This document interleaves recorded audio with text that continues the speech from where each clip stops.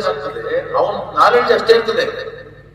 ಅವನ ಎಜುಕೇಶನ್ ಓದ್ಬಿಟ್ಟು ಅವನಿಗೆ ಉದ್ಯೋಗ ಸಿಗೋದು ಬೇಡ, ಸರ್ಕಾರಿ ಉದ್ಯೋಗ ಸಿಗ್ಲೇಬೇಕು ಅಂತೇನಿಲ್ಲ. ಆದ್ರೆ ಜ್ಞಾನ ಮಟ್ಟ ಇದೆಯಲ್ಲ, ಆ ಜ್ಞಾನ ಮಟ್ಟ ವೃದ್ಧಿಸ್ಕೊಂಡ್ರೆ ಅವನು ಸಮಾಜದಲ್ಲಿ ಹೇಗ್ ಬೇಕಾದ್ರೂ ಬದುಕಲ್ಲ, ಏನ್ ಬೇಕಾದ್ರೂ ಎದುರಿಸಬಲ್ಲ.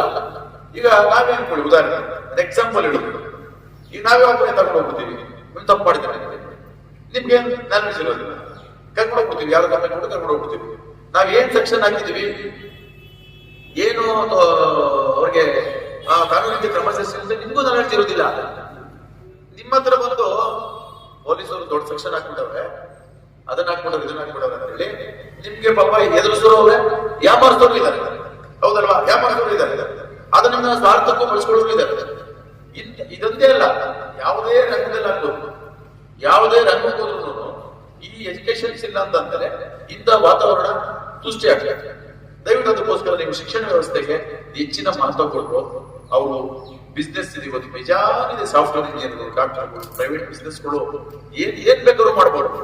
ಆರ್ಥಿಕ ಉದಾರೀಕರಣ ಆಯ್ತಲ್ಲ, ಗ್ಲೋಬಲ್ ಲಿಬರೇಷನ್ಸ್, ಎಕನಾಮಿಕ್ ಲಿಬರೇಷನ್ಸ್ ಆದ್ಮೇಲೆ ಎಲ್ಲಿ ಬೇಕಾದ್ರೂ ಹೋಗ್ಬೋದು. ನೀವು ಮತ್ತೆ ಸೌದಿ ಹೋಗ್ತಾ ಇದ್ರಿ, ದುಬೈ ಹೋಗ್ತಾ ಇದ್ರಿ ಅಲ್ವಾ? ಇಂಡಿಯಾದಲ್ಲಿ ಎಷ್ಟು ಮಾಡಕ್ಕಾಗಲ್ಲ, ಎಷ್ಟು ಬಿಸ್ನೆಸ್ ಮಾಡಕ್ಕಾಗಲ್ಲ ಇಂಡಿಯಾದಲ್ಲಿ. ಥಿಂಕ್ ಮಾಡಿ. ನೀವು ನಿಮ್ಮ ಮಕ್ಕಳಿಗೆ ಉತ್ತೇಜನ ಕೊಡ್ಬೇಕು, ಮಕ್ಕಳುಗಳನ್ನು ಅರ್ಥ ಮಾಡ್ಬೇಕು. ಯುವಕರುಗಳು ಸುಮಾರು ಜನ ಯುವಕರುಗಳು ಇದ್ದೀರಿ, ನೀವೆಲ್ಲ. ನಾನು ನೂರ್ಖಾನ್ ಸರ್ ಹೇಳ್ತಿದ್ದೆ ಲಾಸ್ಟ್ ಜನ ಈ ಡ್ರಗ್ಸ್ ನಮ್ಮ ಟೌನ್ ಕಾಜಿಹಳ್ಳಿ ಒಂದು 10 ಜನ ಹುಡುಗರು ಲಿಮಿಟ್ಸ್ ಇನ್ವಾಲ್ವ್ಮೆಂಟ್ ಆಗಿದೆ, ಡ್ರಗ್ಸ್ ತಗೊಳ್ಳೋ ವಿಚಾರ. ಫಸ್ಟ್ ಟೈಮ್ ಕರ್ಕೊಂಡ್ಬಂದು ಅವ್ರಿಗೆ ಬೆಟ್ಟಿದ್ದಿ ಏನೋ ಸ್ಟೂಡೆಂಟ್ಸ್ ಸರಿ ಹೋಗ್ತಾರೆ, ತಂದೆಗಳು ಬಂದು ತುಂಬಾ ರಿಕ್ವೆಸ್ಟ್ ಮಾಡ್ತಾರೆ. ಅವ್ರನ್ನ ನಾವು ಬಿಟ್ಟು, ಯಾಕಂದ್ರೆ ಮಾನವೀಯತೆ ಎಲ್ಲ ತುಂಬಾ ಮಕ್ಕಳುಗಳು, ಚಿಕ್ಕ ಮಕ್ಕಳುಗಳು ಅಥವಾ ಸ್ಕೂಲ್ ಮಕ್ಕಳು ತಪ್ಪು ಮಾಡಿದಾಗ ಹೇಳ್ತದೆ, ಎಲ್ಲರೂ ಕಾನೂನು ಕ್ರಮ ಜರುಗಿಸಬಹುದಿಲ್ಲ. ಯಾವುದೇ ಕಾನೂನಿಂದ ಕರುಣೆ ಮತ್ತೆ ಮಾನವೀಯತೆ ಇರಬೇಕು. ಅಮೂರಾಭಿ ಶಾಸನ ನಾವು ಮಾಡಕ್ಕಾಗಲ್ಲ ಅಲ್ವಾ? ಕಾನೂನು ಇರ್ಬೇಕು. ಜಡ್ಜ್ ಹೋದ್ರು ನ್ಯಾಯಾಲಯಕ್ಕೆ ಹೋದ್ರು ಒಂದ್ಸಾರಿ ಅವಕಾಶ ಕೊಡ್ತಾರೆ. ಸೊ ಹಾಗಾಗಿ ನಾವು ಅವ್ರನ್ನ ಬಿಟ್ಟು ಕಳಿಸ್ಬೇಕು. ಮತ್ತೆ ಹೇಗೆ ರಿಪೀಟ್ ಮಾಡಿದ್ರು ಅದು ನಮ್ಮ ಕಾನೂನು ದುರುಪಯೋಗ ಪಡಿಸ್ಕೊಂಡ್ರು. ಕೊನೆಗೆ ಏನ್ ಮಾಡಿದ್ವಿ, ಅವ್ರನ್ನ ಅರೆಸ್ಟ್ ಮಾಡಿದ್ವಿ, ಜೈಲ್ ಕಳಿಸಿದ್ವಿ. 1 ತಿಂಗಳು ಜೈಲಲ್ಲಿ ಇದ್ರು. ಡ್ರಗ್ಸ್ ತಗೊಂಡು 9 ಜನ ಡ್ರಗ್ಸ್ ತಗೊಂಡು 1 ತಿಂಗಳು ಜೈಲಲ್ಲಿ ಇದ್ರು. ಸರಿ, ಈಗೇನ್ ತೊಂದರೆ ಆಗ್ತದೆ ನೀವ್ ಹೇಳಿ? ನಮ್ಮ ಗೊತ್ತಿದೆ ವಿಷಯ. ಈಗೇನಾಗ್ತದೆ ತೊಂದರೆ ಗೊತ್ತಾ? ಈಗ ನಾವು ಕೇಸ್ ಇಶ್ಯೂ ಮಾಡಿದ್ವಿ, ಅರೆಸ್ಟ್ ಮಾಡಿ ಜೈಲ್ ಕಳಿಸ್ತೀವಿ. ಕಂಪ್ಲೇಂಟ್ ಯಾರು? ನಾವೇ. ಈಗ ಇವ್ರು ಹೊಡಿತಾರೆ, ಇವ್ರು ಹೊಡಿತಾರೆ, ಕೋರ್ಟ್ ನಲ್ಲಿ ರಾಜಿ ಮಾಡ್ಕೊಂಡ್ಬಿಡ್ತೀವಿ. ಬಟ್ ನಾವು ಕಂಪ್ಲೇಂಟ್ ಆದ್ರೆ ಪೊಲೀಸರು ಕೋರ್ಟ್ಗೆ ಹೋಗ್ಬಿಟ್ಟು ಕೋರ್ಟ್ನಲ್ಲಿ ನ್ಯಾಯ ಇಲ್ಲ ಅಂತ ಹೇಳೋಂಗಿಲ್ಲ, ಇವನು ಮಾಡಿದ್ದಾನೆ ಅಂತಾನೆ ನಾವ್ ಹೇಳ್ತೀವಿ. ಅವಾಗ ಏನಾಗ್ತದೆ, ಅವನಿಗೆ ಕನ್ವಿಕ್ಷನ್ ಅಂದ್ರೆ ಶಿಕ್ಷೆ ಆಗ್ತದೆ. ಶಿಕ್ಷೆ ಅಂದ್ರೆ ಏನಾಗ್ತದೆ ಅವನ ಜೀವನ. ಈಗ ನಮ್ಮಲ್ಲಿ CGS ಅಂತ ಇದೆ, ನಮ್ಮಲ್ಲಿ ರೆಕಾರ್ಡ್ ಆಗ್ತದೆ. ಇದು ಒಂದು ಸಾರಿ ರೆಕಾರ್ಡ್ ಆಗ್ತದೆ throughout India, not Hosakote, not Nandagudi, ಇಡೀ ಬೆಂಗಳೂರಲ್ಲ, ಇಡೀ ಇಂಡಿಯಾದಲ್ಲಿ ಅವನ ಹೆಸರು ರಿಫ್ಲೆಕ್ಟ್ ಆಗ್ತದೆ. ನಾಳೆ ಅವನಿಗೆ ಜಾಬ್ ಸಿಗ್ತದೆ ಅನ್ಕೊಳ್ಳಿ, ಜಾಬ್ ಯಾವ್ದೋ ಒಂದು ಉದ್ಯೋಗ ಸಿಕ್ತು, ದುಬೈನಲ್ಲಿ ಹೋಗ್ತಾನೆ, ಸೌದಿ ಹೋಗ್ತಾನೆ, ಪಾಪ ಏನೋ ಒಂದು ಉದ್ಯೋಗ ಸಿಕ್ತು, ಏನೋ ಮಣ್ತಿನ ಕೆಲಸ ಮಾಡ್ಬಿಟ್ಟ, ಈಗ ನಾನು ಸೌದಿಗೆ ಹೋಗ್ಬೇಕು, ಈಗ ಅವನಿಗೆ ಪಾಸ್ಪೋರ್ಟ್ ಬೇಕು. ಅವರು ಇವ್ರದ್ದು ನಡತೆ ಪ್ರಮಾಣ ಪತ್ರ ಕೇಳ್ತಾರೆ, ಕ್ಯಾರೆಕ್ಟರ್ ಸರ್ಟಿಫಿಕೇಟ್ ಅಂತ ಕೇಳ್ತಾರೆ, ಪೊಲೀಸ್ ಸ್ಟೇಷನ್ ಬರ್ಸ್ಕೊಂಡ್ ಬನ್ನಿ ಅಂತ ಹೇಳ್ತಾರೆ. ಅವಾಗ ಏನ್ ಮಾಡ್ತಾರೆ, ನಾವು ಬರ್ಕೊಡಲ್ಲ, ಇನ್ನೂ ಬರ್ಕೊಡಲ್ಲ. ಅರ್ಥ ಮಾಡ್ಕೊಳ್ಳಿ. ಅಲ್ಲಿ ಏನಾಯ್ತು, ಒಂದು ಒಳ್ಳೆ ಉದ್ಯೋಗ ಹೋಗುದು, ಒಂದು ಒಳ್ಳೆ ಸ್ಥಾನಕ್ಕೆ ಹೋಗೋದು ತಪ್ಪು. ಅವನು ಆ ಕ್ಷಣ ತಪ್ಪಿರ್ತಾನೆ, ಅವನು ಮುಂದಕ್ಕೆ ನಾನು ಮಾಡಲ್ಲ ಅಂತ ಹೇಳ್ತಾನೆ. ಆಯ್ತು, ಮುಂದಕ್ಕೆ ಮಾಡೋದು ಬೇಡ, ಈಗ ಮಾಡಿದ ಕೇಳಿ. ಸರಿ, ಆ ಕೇಸ್ ಮುಂದೆ ಆಗ್ಬೇಕು. ಕೇಸ್ ಮುಂದೆ ಎಷ್ಟು ವರ್ಷ ಬೇಕು? ಮಿನಿಮಮ್ 6 ರಿಂದ 7 ವರ್ಷ 8 ವರ್ಷ ಬೇಕು, ಹೌದಾ? ನಾಳೆ ಬೆಳಿಗ್ಗೆ ಕೊಡಲ್ಲ. ಸರಿ, ಅಷ್ಟೊಂದು ಏನಾಗ್ತದೆ, ಇವನ ಏಜ್ ಕ್ರಾಸ್ ಆಗಿದೆ. ಆ ಏಜ್ ಗೆ ತಗೊಳ್ಳಲ್ಲ ಪೋಸ್ಟಿಂಗ್ ತಗೊಳ್ಳೋದು. ನೋಡಿ, ಈ ತರದಂತ ಇದೊಂದೇ ಅಂತ ಅಲ್ಲ, ಯಾವುದೇ ಕೇಸ್ ಆಗ್ತದೆ, ಮರಳು ಕೇಸ್ ಆಗ್ಬೋದು, ಕೊಲೆ ಕೇಸ್ ಆಗ್ಬೋದು, ಡ್ರಗ್ ಕೇಸ್ ಆಗ್ಬೋದು, ಪ್ರತಿಯೊಂದು ಯಾವುದೇ ಕೇಸ್ ಕೊಡೋದು. ಈ ರೀತಿಯಾದಂತ ಒಂದು ಸಂದರ್ಭಗಳನ್ನ, ಸನ್ನಿವೇಶಗಳನ್ನ ನಮ್ಮ ಜನ ಎದುರಿಸಬೇಕಾಗ್ತದೆ. ದಯವಿಟ್ಟು ಆದ್ರಿಂದ ನೀವು ಇಲ್ಲಿ ಇರ್ತಕ್ಕಂಥ ಮೊಹಮ್ಮದ್ ಪೈಗಂಬರ್ ಅವರು ಕೊನೆಯ ಪ್ರಭಾವದವರು, ಅವರು ಶಾಂತಿದೂತ. ಈ ತರದ ಯಾಕೆ ಮಾಡ್ತೀವಿ ನೀವು? ಶಾಂತಿದೂತ. ಅವರ ಇಡೀ ದೇಶಕ್ಕೆ, ಅವರು ಇಡೀ ಪ್ರಪಂಚಕ್ಕೆ ಸೌದಿ ಅಂತ ದೇಶಗಳಿಂದ ಬರೋದ ಸಂದರ್ಭದಲ್ಲಿ ಶಾಂತಿ, ಸಹನೆ, ಪ್ರೀತಿ, ಕರುಣೆಯನ್ನ ಬಿಟ್ಟೋದಂತವ್ರು ಕುರಾನ್ ಬರ್ತದೆ. ಅವ್ರು ಎಷ್ಟು ನಾಲೆಡ್ಜ್ ಇದ್ದವ್ರಿಗೆ ಅದನ್ನ ನೀವು ಓದುವ, ಓದು ತಿಳ್ಕೊಂಡು ಅದನ್ನ ಏನೇನೋ ಏನೇನು ಹೇಳಿದ್ರೆ ಉಪದೇಶಗಳನ್ನ ಏನೇನು ಹೇಳಿದ್ರೆ ಆ ಗುರುಗಳು ಅದನ್ನ ನೀವು ಅದನ್ನ ಒಂದು 10% ಅಳವಡಿಸ್ಕೊಂಡ್ರೆ ಸಾಕು ಜೀವನದಲ್ಲಿ. ಎಲ್ಲ ಅಳವಡಿಸ್ಕೊಳ್ಳೋದಿಲ್ಲ ಬೇಡ.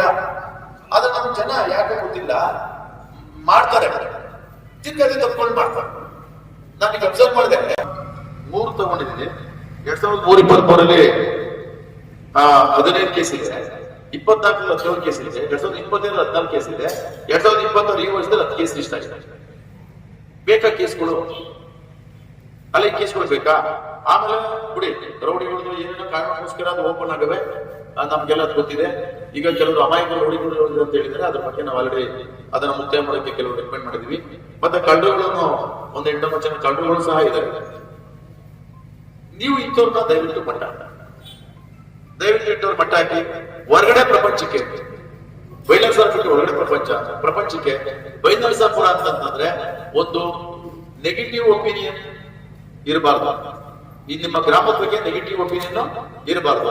ಆ ರೀತಿಯಾಗಿ ನಾವುಗಳೆಲ್ಲ ನಿಮ್ಮ ಹುಡುಗರಿಗೆ, ಅಕ್ಕಪಕ್ಕದವ್ರಿಗೆ, ಮಕ್ಕಳಿಗೆ ತಿಳುವಳಿಕೆಯನ್ನು ಕೊಟ್ಟು ಒಂದು ಸಂಸ್ಕಾರನ ಬೆಳೆಸ್ಕೊಂಡು ಸಮಾಜದಲ್ಲಿ ಮುಖ್ಯವಾಹಿನಿಗೆ ಬರಬೇಕು.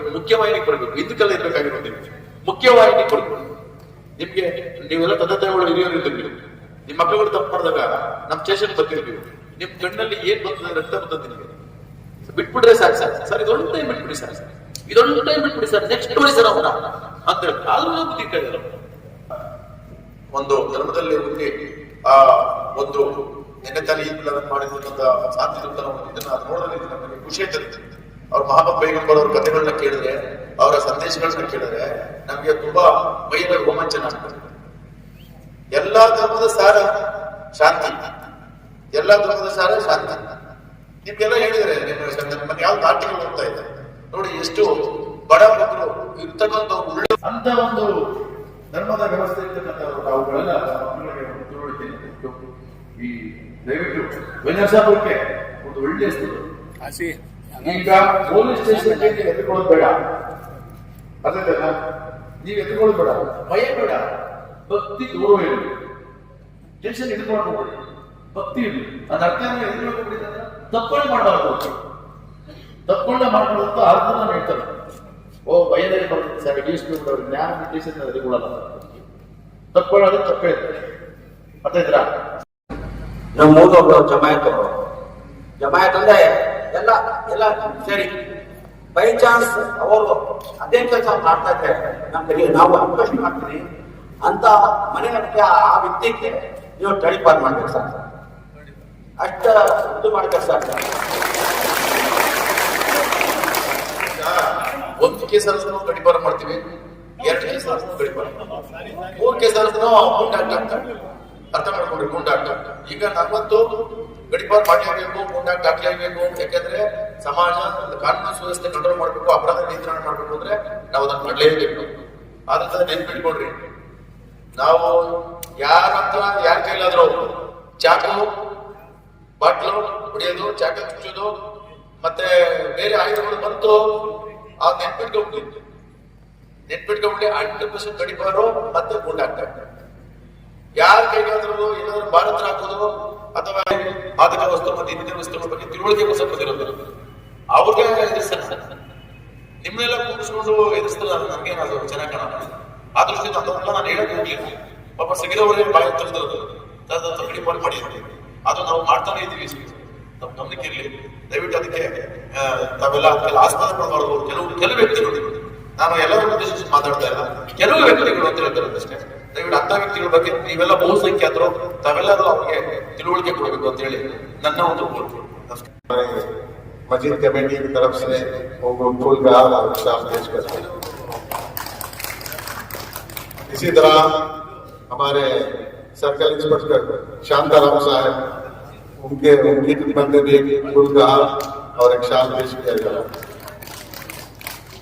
और इसी तरह हमारे डॉक्टर नूर खान उस कोटे से बड़ी मेहनत किए हैं, इसके बारे में अल्लाह फरमाए, उनको भी फूल का और के जो अहदेदार हमारे DSP मलेश साहब हैं। मलेश साहब हमारे हॉस्पिटल वालों को बहुत अच्छे अंदाज से संभाल रहे हैं। अभी हमारा डीएसपी भी हो, अपना एसपी भी हो, हिसाब को बहुत अच्छे अंदाज से हमारे ताल्लुक में बहुत अच्छा करा रहे हैं। इनको अल्लाह प्रमोशन से इनको एसपी बनाते हैं तो हमारी दुआ है। और उनके सामने एक हमारे मस्जिद बिलाल कमेटी और गांव की आवाम का यह फैसला है कि जो शख्स गांजा शराब ड्रग्स का आदी है वो आज से उनके ऊपर बाकायदा ये पाबंदी है। गांजा फरोख्त करने वाले को और गांजा बेचने अवस्था में जगह नहीं दी जाएगी और जनाजा नहीं दिया जाएगा। उसके घर के कोई भी काम, शादी हो या दूसरे कोई भी काम हो, इसमें कोई भी गांव वाला शरीक नहीं होगा। शराब बेचने वाले पर भी ये कानून है और ये कमेटी कानून है, और गांजा ड्रग्स बेचने वाले के ऊपर कानून